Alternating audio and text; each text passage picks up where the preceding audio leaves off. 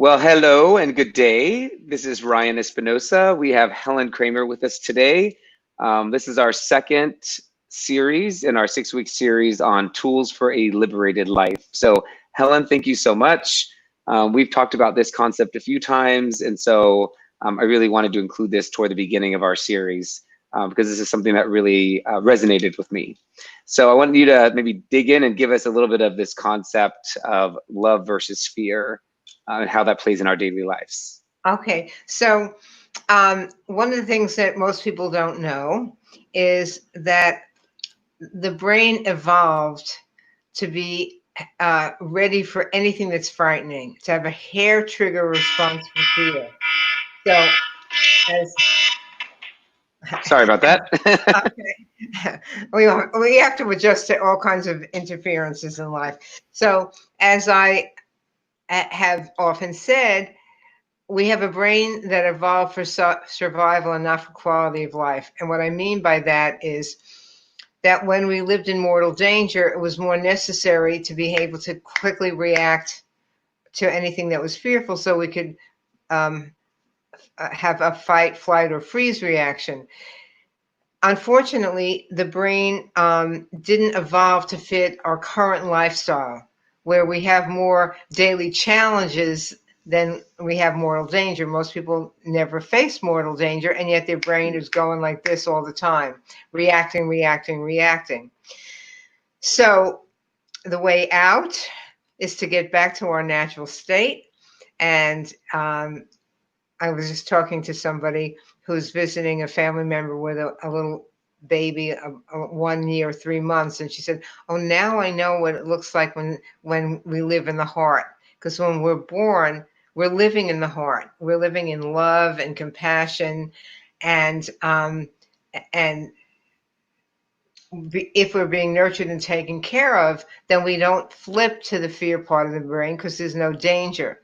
But let's say there's a parent is alcoholic or there's a lot of fighting in the house and the baby hears this and they're not getting the attention and the safety that they need, they will switch their locus from the heart, which is loving and compassionate and peaceful, into the brain.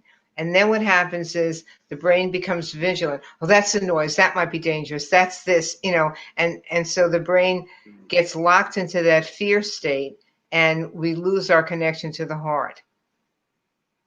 So we can kind of get accustomed to, if you will, being in kind of a more of a fearful state versus being Right. in living in that loving state. And when we're in the fearful state, we react, which is different from responding. Reaction, again, is a reflexive fight, flight, or freeze response. And interestingly, when we're in the heart, we have pathways up to the neocortex where our higher cognitive abilities reside. When we're in the amygdala, the fight, flight, or freeze part of the brain, we have very little connection to our higher cognitive centers. So there's nothing wrong with the mind if the mind isn't dominated by fear. When the mind is informed by the heart, that it's a wonderful tool. But when it's on its own, it's just reflexive. And Right. that, and that's why people sometimes feel like they react, they're out of control. Either they're yelling or they're overeating or they're using a substance because they went into a fear mode and they just want to get out of the fear any way they can. Right.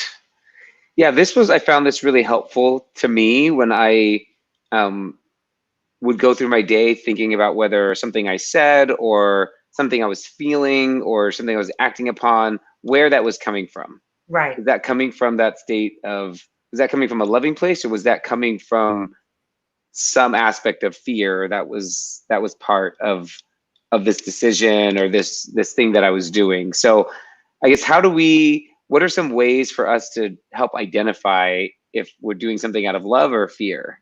Well, I was just going to suggest that you try an experiment, and anybody who's listening can try the same experiment so they can try to locate what it's like to be in the heart. Hmm. So if you could do a couple of breaths where you inhale for the count of 4, hold for the count of 7, and exhale for the count of 8. And Ron, you do that a couple of times, and then when you're done, we'll go to the next step. Okay.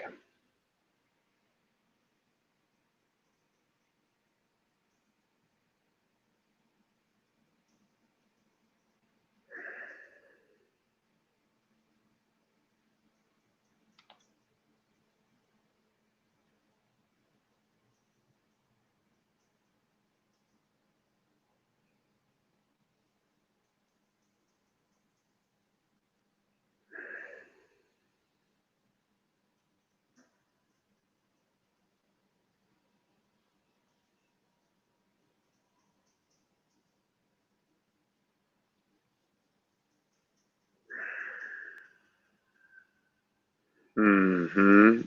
Okay, now how do you feel?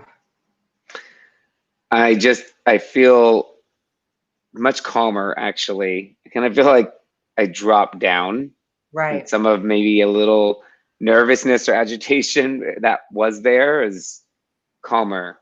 Right. And It it's like I've disappears. settled into my body a little bit more. Right, because in that breathing, it does lower our cortisol level, which is a stress hormone, and then our heart is beating at a more normal rate. So now that you're in that calm place, could you imagine going someplace in nature that is very soothing to you, that's very peaceful, Mm-hmm. and just breathe. Can you describe where you are, Ryan? I'm on the beach and I'm laying on the sand under some shade, listening to the waves come up on the beach, kind of just nice, beautiful, sunny day, and I'm breathing in the wind coming off the water. Okay, so now can you drop into your heart and feel like your heart has receptors for all that beautiful energy in nature, and just let it come through your heart and spread to the rest of your body.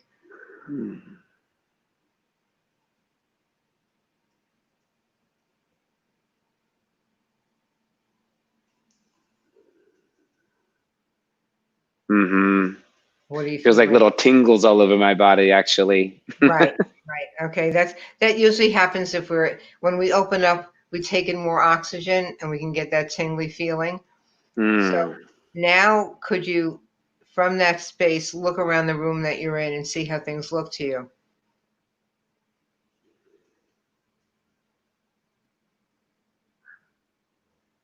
Mm. Yeah, I haven't been in this space for a while, and when I came in, it felt a little static, but now it's feeling a little bit more vibrant, Right. actually. That's right. Yeah. Yeah, because when we're in the fear part of our brain, we're contracted, so things don't have the vibrancy or the color or the texture that they Mm. have when we're in the heart. So it, if you practice this, it gives you a barometer for whether you're in the heart or whether you're in fear. Mm. Because Yep. being in the heart means that you are peaceful, and then you can feel more loving and more expansive. Does that Mm. make sense to you, that Yep. expansive feeling? Because Yep. what we don't even realize, we're so used to when you're in your head, I got to do this, I got to do that. We're contracting all our energy in our head, and then we're not really hearing and we're not really seeing. We're not present. In the Mm-hmm. heart, you're present. And a lot of people Wow. think, does that make sense? Yeah, when you're in your heart, you're present. Absolutely. That That's resonated with me a lot. Hmm. and most of the time we're trying to be present. Like if I finish my work, if I do this goes well, if that goes well, then I can be present, then I can let go. Right. But the only way to really do your work well is to have it joyfully come from your heart. Even if it's a lot of work, if you do it with that sense of being connected to your heart, it doesn't feel stressful. Right. Yeah. And since I've been focusing to live and through my heart and be more connected, I've definitely felt a much more sense of ease throughout the day. And I just think it's something that I think is now kind of astonishing in a way that for so many years I wasn't a concept or a thought even about being so connected to my heart. And Well, and we're not taught. We're not. mhm, We're conditioned to leave the heart. It's not something that we do. It's not a choice that we're making. Again, that baby who's lying in a crib and there's a lot of fighting going on doesn't want to leave its heart, but the fear gets triggered.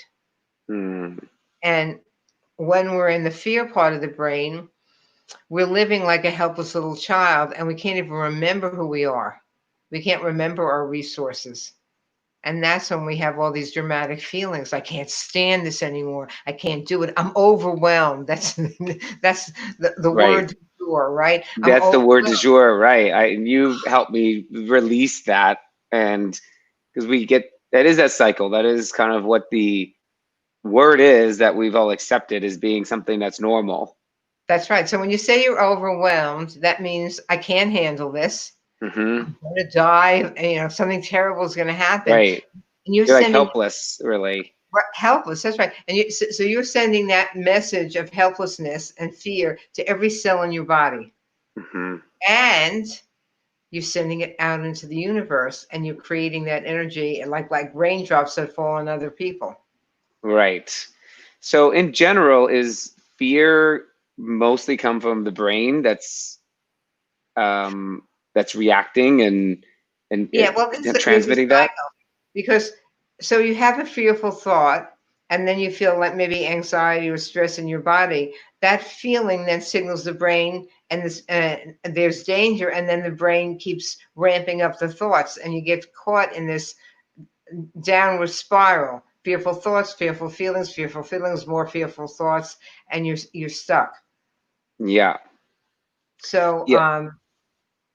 it's really important to be aware of the language you're using. If you're using any dramatic or intense language, you're in fear. And although everybody says overwhelmed, we're signaling each other that life is dangerous. Right. And we're all kind of in this pool together of using helpless, fearful language, and we've all kind of become so used to it. It's become normalized. Hmm. And Yeah. the other thing I want to emphasize is if your brain says I'm overwhelmed, don't think of your brain as you. Your Mm. brain is a reflexive organ that goes on its own. So you're not saying, "Oh, I think I'm going to say something that's going to depress me," or "I think I'm going to say something that's going to scare me." Oh yeah, I'll say I'm overwhelmed. That's not how it happens. The brain has been evolved to be triggered very easily. So for a moment, you're thinking about the work you have to do, and the next thing you know, your brain goes into a reflexive, reactive state of feeling overwhelmed, and you didn't have any control over it. So it's really important, as I always say, thank your brain because it's doing that because it thinks it's helping you survive. It's not trying to Mm. hurt you. And it's not you self-sabotaging. And it's not you being your own worst enemy. All these negative judgments that we make about this behavior. It's a reflex in your brain. Thank you, brain, for having that reflex because our species wouldn't have survived without that hair trigger response. But now you don't need it. Tell your brain it's okay. Thank you. But I'm okay. Yes. Yeah, I'm I'm okay. okay in this moment. That's right. And so you can take a little rest now. Yeah. And it's one of your first talks that I saw, which I've utilized this other tool that you provided, in addition to the breathing, I think was also about getting us in touch with our heart, and because in your words, we can't feel both love and fear at the same time. That's right. So we did a exercise where everybody in the room pictured themselves, and I'll let you kind of lead it if you remember that one. Pictured yourself where you feel the most at ease or Right. joyful, so that you can start training yourself when you do get in a fear state to put yourself back there, because you It's a can little, really feel in your body what that feels like. yeah, it's a little bit different than what you said. So let's look what happened here when you went to the beach, okay? So Hmm. everybody has a place, and it could be soaking in your bathtub. It doesn't have to be anything Yeah. special. But if there's someplace you feel the warm water on you, or you feel the sun on you, and the beach or whatever, the sand under, um, if you memorize that, and that means you practice it, because Mm-hmm. we've all practiced being anxious. We're all experts at feeling Mm. stressed and overwhelmed. So the only way to change behavior is to replace it with something that feels better. Yeah. So if your brain is trying to protect you by making you nervous and anxious, you can let your heart protect you by feeling safe and expansive. And in reality, that's when you're more loving and much more creative, Mm-hmm. because the brain isn't creative, it just repeats the same things over and over again. So if you practice going to the beach or feeling the warm water in the shower or the bath, if you practice it, your body, mind, and soul learn that experience. And when you're Mm-hmm. having that experience, you're creating new neural pathways, you're creating feel good hormones and feel good neurotransmitters.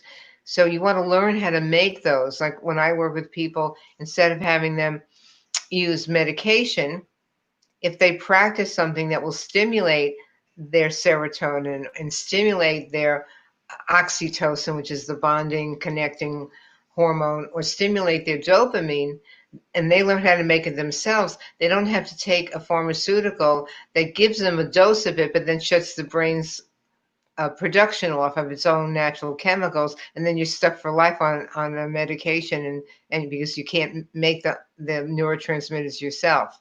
So if you practice it, then you have a place to go to when you're stressed. But when you're stressed, it's hard to create that other state because you're already in the fear mode.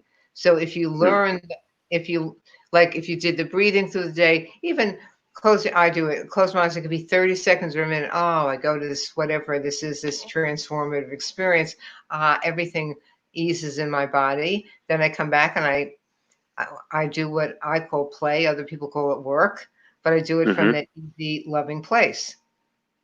So can you do a walkthrough for anybody who's watching or may watch of kind of a walking through what that taking yourself to that place of um, content or peace looks like and feels like, so that they can at least go through it once and then know how to get back to that place. Okay, so could everybody who's watching do 3 of the breaths, 4 in, hold for 7, exhale for 8, and just be aware as when you're done how it feels. And when you're breathing in, let your belly expand, let your ribs and your back expand.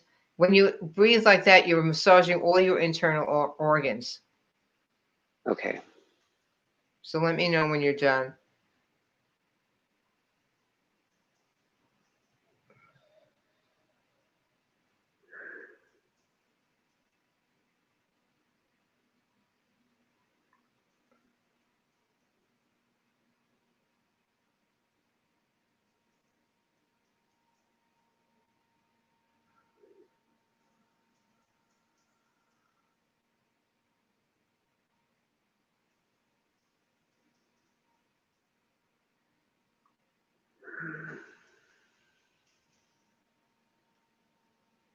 Hmm. Okay. What are you feeling? It's interesting whenever I do it, because it's like I've noticed a shift in my body, like my shoulders go back. I also tend to visualize like some of the work we've done. I was laying on a grass field when I was doing that breathing. So for me, it helps to put myself into a place where I feel at ease and relaxed, because my body just has like muscle memory almost of Right. what it's like in that space. And you can do it any way you want. Like you just did it. You can do it sitting in a comfortable chair. You can do it lying down in your bed, any place where you feel supported. And then if you're trying to take yourself to an experience or a place, don't feel it has to be larger than life. It could be remembering playing with your dog when you were a little kid and you felt that loving, Hmm. unconditional loving relationship back and forth. Anything that feels easy. So it can be a place in nature, it could be with a baby, it could be with a pet, but don't look for something dramatic. Right. Okay, that makes sense. And Yep. one thing I want to say, you didn't do this, but often many people do. You said you felt like your shoulders went down, right? Hmm. A lot of people say, I don't feel tense in my shoulders. What you don't want to Mm. do is say, I don't feel this. You want to say, I feel this, because that makes it more alive. Like when I say, I don't feel tense in my shoulders, that doesn't give you the flavor of being letting them go or being relaxed. So you want to say, my shoulders went down. What does it feel like, Ryan, when your shoulders are down? It just feels so much more kind of at ease and comfortable. It's like I took a breath out. It's like, Okay, so now, ah. and everybody else, when you get to that place, close your eyes and go inside and just really savor that feeling of ease. Just take your time with it.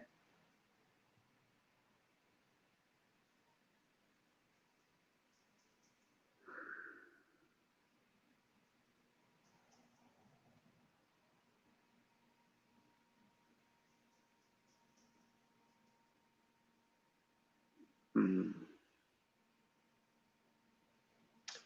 Yeah, I definitely, my heart feels so much more expansive when I do that. And I really wanted to talk about this because I have found that this is one of the most transformative and has been really helpful for me.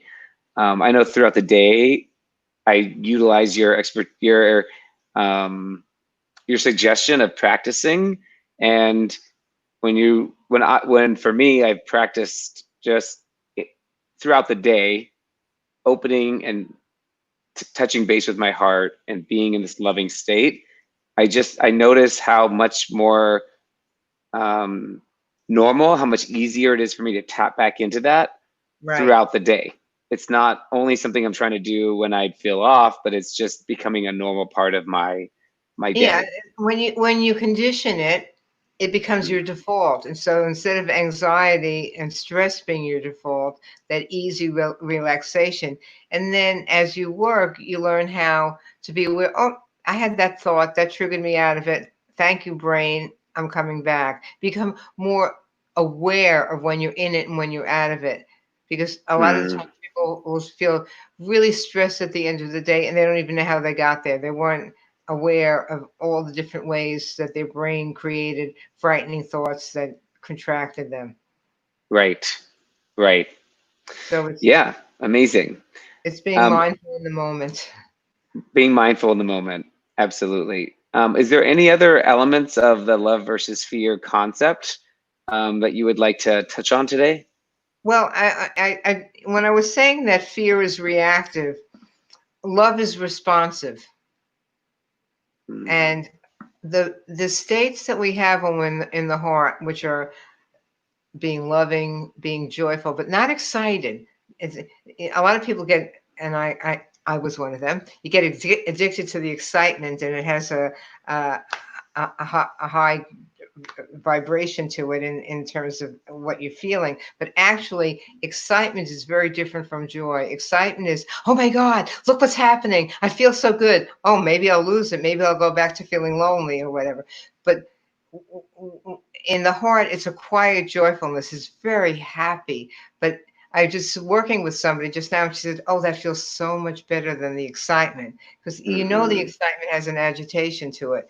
So if you're feeling that peaceful joy, that ease, that love, appreciation, gratitude, those are states of natural states of being. They're not emotions. mm, They're natural states of being. The emotions that we have are usually coming from fear. We're jealous, we're anxious, we're competitive, we're rigid. So what we want to do is replace our natural states of being for the emotions that we have that are only causing us pain. mm. So Yes. So the good news is that you don't have to suffer. If you learn how to do these things, then no matter how much work you have, when you're staying in your heart, okay, it feels good to get things done. You're making a choice to work, maybe put in more hours because you have a project that you want to complete, but you don't do it like a victim, like a reactive victim. How did this happen to me? Why am I stuck? It's Right. like, yeah, this is my choice. I want to get this done. I have a goal in mind, and then you do it with love and ease. It's less suffering for sure. And I've noticed it's just you are able to, at least I'm able to handle things much easier than I did. I think for me, it has put some things in perspective where I could get off before, I could get triggered, I could get stressed, and now I kind of put it in context. When something happens, I kind of listen to it, deal with it, and not get. You're responding and not reacting. I'm responding and not reacting. That's an So important difference. when the doctor hits you under the knee with a rubber hammer and your leg flies up, that's Mhm. that's a reflex. The brain is reflexive. It has no wisdom, none. It has no Mm. knowing, just like when your leg goes up in the air. It has no knowing. Your heart has a deep knowing, and then you put your heart and your cognitive brain together, and you got it made. Yes, the key. That's right. We have it there. It's just that we've been taught ways that obscure our greatest resources. Mm. And that's why we're here to learn and be a little bit more joyful every day. I Um, remember at one point I said that I forgot how to be stressed. It was like, oh, I don't have to unwind at the end of the day. I don't have to do anything. It's just floating from one part of the day to another.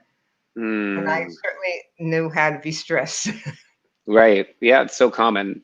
Right. Yeah, and me too. And And it's contagious. beautiful yes, it's true because you kind of want to match when someone's like, I'm so overwhelmed. Yes, me too. I'm also have so much. Like it's Well, almost like a one-upping in a way, but or it's not, also or just like you're meeting them where they're at. Or But it's also physiological. If you see a herd of animals and a predator comes in, they signal each other quickly to flee. So if you come into the room and you're all agitated, you're signaling my brain. We have brain to brain communication. You're signaling my brain that there's danger. So my brain is going to go into danger mode, even if I'm not conscious of it. mm, So even fear more reason to be really intentful and intentful on your state that you're and how you're walking into places and and be, spaces. and be aware that you're communicating. And as I've said before, it's a form of pollution. Yeah. Or And if fear, people are really tuned in or just are aware and present, you really can pick up on it and you don't know what it is, but it's like something's off. right, right. And the converse is true also. If somebody is in a loving place, Hmm. we want to join into that. We Yeah, and want to it'll be like magnetic, right? You right, just, exactly. yeah, yeah. Oh, well, thank you, Helen. I appreciate your time today for this second episode. And I Thank you for hopefully, having me. absolutely, and hopefully people will get something beautiful out of this and we'll continue along next Okay. week on Tuesday. Okay. See you next week. Thank you. See you next week. Okay. Take care. Take care. Bye bye. Bye.